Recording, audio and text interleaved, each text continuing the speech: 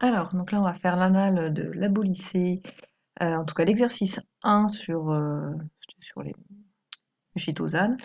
Donc, étude de cinétique de la complexation des ions Cu2+. On souhaite modéliser l'évolution de la concentration en Cu2+ au cours du temps. Donc, en annexe, vous aviez la courbe concentration justement en fonction du temps, donc concentration en Cu2+. Pour cela, la T égale à 0, on introduit un film de chitosane, etc., etc. Alors, question 1, définir la vitesse volumique de consommation des ions Cu2+. Attention, quand on dit définir la vitesse, on ne vous demande pas ici d'écrire une définition en toutes lettres. Ce qu'on veut, c'est une formule mathématique, entre guillemets, de la dérivée qu'on a vue. Et d'ailleurs, vitesse de consommation, s'il est consommé, c'est qu'il disparaît. Donc là, c'est une vitesse de disparition. Je vais prendre un petit stylo. Hop. Donc pour la question 4.1, c'est pas bien épais. Pour la question 4.1, la vitesse de disparition des ions Cu2+, c'est égal à moins, c'est un réactif, la dérivée de sa concentration, donc il dépend du temps, hein. Donc j'aurais pu mettre C de T ici, par rapport au temps. Donc ça, c'est la définition de la vitesse de disparition, donc de consommation des ions Cu2+. L'évolution temporelle de la concentration des ions Cu2+ est représentée à la figure 2, donc c'était ici. Estimer la valeur de la vitesse volumique de consommation des ions Cu2+ à la date t égale à 10 minutes. Donc, AT ici égale à 10 minutes, on va vouloir la vitesse. Donc, comme on sait que la vitesse est moins la dérivée de Cu2+ par rapport au temps, eh bien, on va aller tracer à 10 minutes la tangente à la courbe. Donc déjà, il va falloir la tracer, la courbe, hein. Donc, on va tracer la courbe, puis on va tracer la tangente en ce point, et on déterminera le quotient directeur de cette droite, car le quotient directeur, ça s'avère être égal, en valeur absolue, à la vitesse de disparition. Donc, on va aller tracer déjà la courbe. Alors moi, je vais faire ce que je peux, hein. À l'ordinateur, c'est pas super pratique. On fait passer par les points. Évidemment, on ne prend pas la règle, hein. Ici, on fait à main levée. Alors, vous essaierez d'avoir une courbe assez jolie. Encore une fois, là, je fais comme je peux. Puis, on va aller tracer à t égale à 10 minutes. Après, je vais prendre la règle. Donc, en ce point-ci, la tangente. Hop. Donc, j'essaye de tracer la tangente. Normalement, je peux bouger les points. Ouais, c'est bon. Hop là. Donc, évidemment, il y a toujours une petite marge d'erreur, hein. Voilà. Et donc, sur cette tangente-là, je vais aller repérer 2 points. Ah, mince. Hop. Donc, je disais, je vais aller repérer 2 points. Alors, facile à lire, hein, tant qu'à faire. Donc, ici, ça va être mon point A. Donc, ici, on est à 0, 0. Et là, on est à 16. Mais attention, faites gaffe. Parce qu'ici, en haut, généralement, vous avez des puissances de 10. Et quand on n'y fait pas gaffe, après, dans le coefficient directeur, on l'oublie. Donc, moi, je préfère le mettre à l'intérieur. Voilà, comme ça, c'est fait. Même si on aurait pu le faire en millimol par litre, hein, mais voilà. Et un point B. Oh, il m'a l'air pas mal celui-ci. Hop là. Donc quand je dis qu'il m'a l'air pas mal, c'est qu'il tombe pile sur des graduations, donc on n'a pas besoin de faire une échelle. Sinon, eh bien, vous auriez dû mesurer, par exemple, de là jusqu'à ici, combien ça faisait de centimètres. Donc, j'ai une bêtise, si ça faisait 12 centimètres, eh bien, à 12 centimètres correspond 16 minutes. Puis, vous auriez mesuré de là jusqu'au point où vous auriez pris le nombre de centimètres, et avec un produit en cran, on aurait trouvé le temps. Donc, bref, ici, j'ai pas besoin. B14.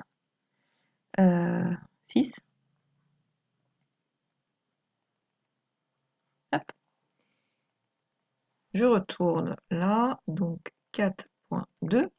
La vitesse de disparition des ions Cu2+ à t égale à 10 minutes. Ça va être égal donc à la valeur absolue du coefficient directeur de la tangente à la courbe. Donc AT égale à 10 minutes. Hein. Alors ça, vous pouvez l'écrire. Donc, la vitesse de disparition des ions Cu2+ est égale à la valeur absolue du quotient directeur de la tangente à la courbe. On peut dire ce que c'est la courbe, hein, donc de la courbe concentration ions Cu2+ en fonction du temps. On repère 2 points A 0, 16, 10 moins 3 et B 14, 6, 10 moins 3 sur cette tangente.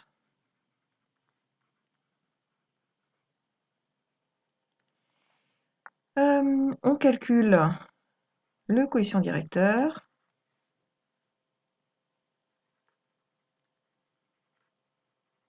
De la tangente.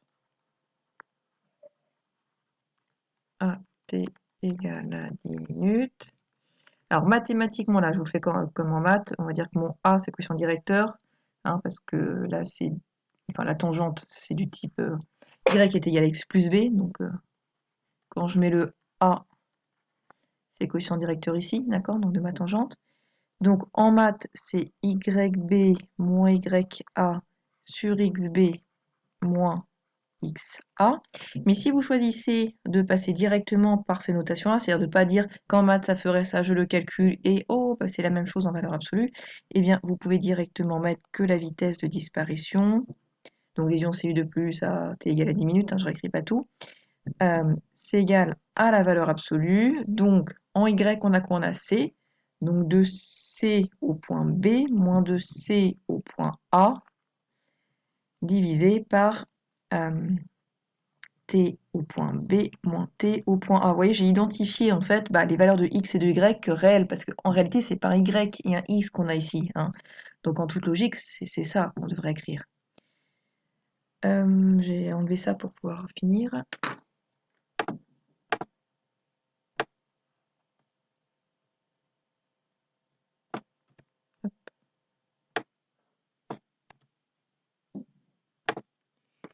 Voilà, donc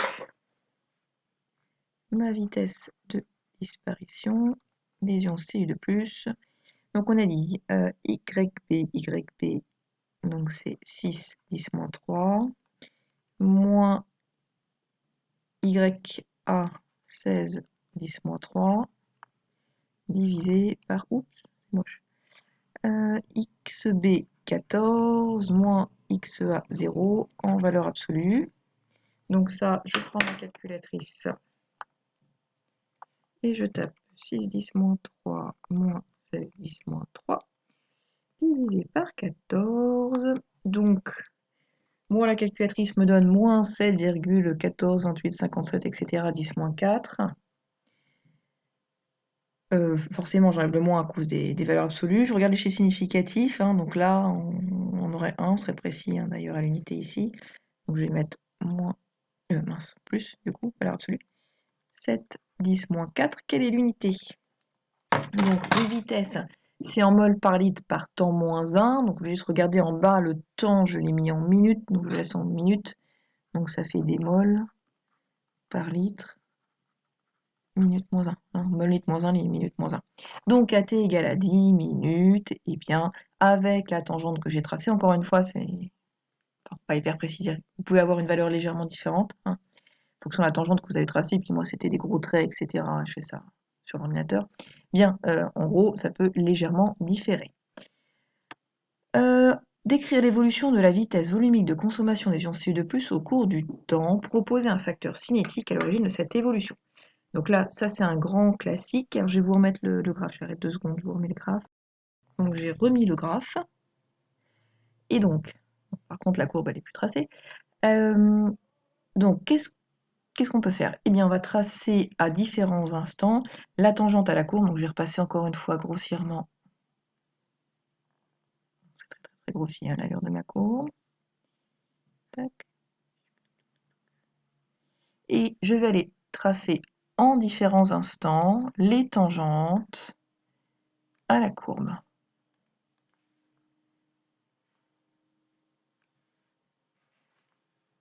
Qu'est-ce que j'observe? J'observe que la pente de ces tangentes diminue. D'accord? Donc là, c'est beaucoup plus pentu que là et que là. Donc le quotient directeur va diminuer. Or, on a dit que la vitesse volumique de disparition du réactif CE2+, eh bien, c'était égal à la valeur absolue de ce quotient directeur. Donc, on observe, c'est pour la question 4.3, hein, on observe que la vitesse, donc V disparition des ions Cu2+, diminue au cours du temps.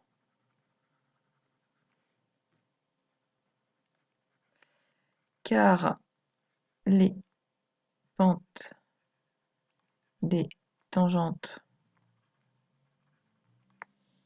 à la courbe C égale à F de T diminue au cours du temps. Mais qu'est-ce qui diminue aussi au cours du temps? Eh bien, la concentration réactive, pardi. Donc, or, la concentration en ion Cu2+, parce que le réactif il est consommé, hein, donc forcément sa concentration va diminuer au cours du temps. Donc, or, la concentration Cu2+ diminue quand T augmente, entre guillemets, hein, au fur et à mesure de la réaction. Du coup, bah, on met les deux en relation. Si la concentration en réactif diminue au cours du temps et qu'en plus la vitesse de disparition diminue au cours du temps, bah, c'est que la concentration réactive est un facteur cinétique. Donc, la concentration en réactif,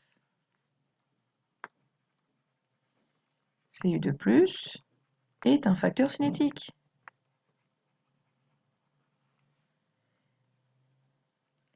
Petit rappel, qu'est-ce qu'un facteur cinétique? Donc en fait, ça va être un paramètre qui va influencer la durée de la réaction, la vitesse de la réaction. On aurait pu avoir aussi la température, on aurait pu avoir l'éclairement, le solvant, la surface d'un des réactifs si c'était un solide. Alors, dans la suite de l'exercice, on vous disait qu'on souhaite savoir si l'évolution de la vitesse volumique de consommation des ions Cu2+ peut être modélisée par une loi d'ordre 1. Et donc pour cela, on rédigeait un programme en langage Python qui permet de calculer les vitesses volumiques de consommation des ions Cu2+ aux différentes dates, puis de représenter l'évolution de cette vitesse en fonction de la concentration. Donc ça, c'est ce que vous avez ici. Hein, vous avez la vitesse, alors on voit pas grand-chose là. Hein. Vitesse en fonction de la concentration, sachant que dans le programme Python, à la base, on a la concentration et le temps. Donc là, vous avez création de une liste vide, pardon, pour la vitesse, pour le temps, etc. Et on va les calculer, la vitesse, en prenant, si on regarde la concentration au point I+1, moins la concentration au point I, divisé par le temps en I+1, moins le temps au point I. Bref, donc c'est comme ça qu'on a ça. Donc, qu'est-ce qu'il vous demande? Expliquer, en s'appuyant sur l'extrait du programme proposé, pourquoi le calcul des vitesses volumiques de consommation des ions Cu2+ aux différentes dates réalisées par le programme est une valeur approchée. Alors, quand on regarde là-haut, on voit liste des valeurs expérimentales du temps en minutes. Okay. Donc, on voit qu'on passe de 0 à 1, 2, 3, etc. minutes. Or, tout à l'heure, on vous a fait écrire la définition de la vitesse. Donc, la vitesse de disparition des ions Cu2+, on a vu que c'était moins la dérivée de la concentration en ions Cu2+ par rapport au temps. Mais ça, en maths, c'est une dérivée. Hein. Donc, en maths, le delta T, ce serait comme un grand delta T, mais avec le delta qui tend vers 0. Bon, je ne sais pas comment, si vous l'écrivez comme ça en maths, hein, on s'entend. Mais il faut que ce soit un tout petit écart. Hein. Et là, qu'est-ce qu'on voit? L'écart, il vaut quand même 1 minute. C'est pas négligeable. Du coup, le calcul des vitesses volumiques de consommation aux différentes dates réalisées par le programme, c'est quand même bien une valeur approchée parce que il n'est pas négligeable le delta T. De même, on prend le point I plus 1 et le point I, et par exemple en mécanique, on a vu que pour que soit quand même que ça colle mieux à la courbe, on pourrait prendre le point I plus 1 et le point I moins 1. Donc là, il y a aussi une petite approximation faite de pouvoir prendre ce point I et pas le point I moins 1, et ce qui n'est pas hyper validé par le fait aussi que le delta T n'est pas négligeable. Bref. Donc voilà. Indiquer si la complexation des ions Cu2+ peut être modélisée par une loi d'ordre 1. Qu'est-ce que je sais sur la loi d'ordre 1? Donc si j'ai une loi d'ordre 1, ça veut dire que la vitesse, elle est proportionnelle à la concentration du réactif. Le coefficient de proportionnalité, c'est K. Donc V proportionnel à la concentration du réactif. Et loi d'ordre 1, c'est-à-dire qu'en haut ici, j'ai puissance 1. Donc en gros, c'est juste que c'est proportionnel. On a la méthode la plus simple, c'est celle qu'on va vous donner ici. C'est pour la vérifier, on va placer ça en Y, on va placer ça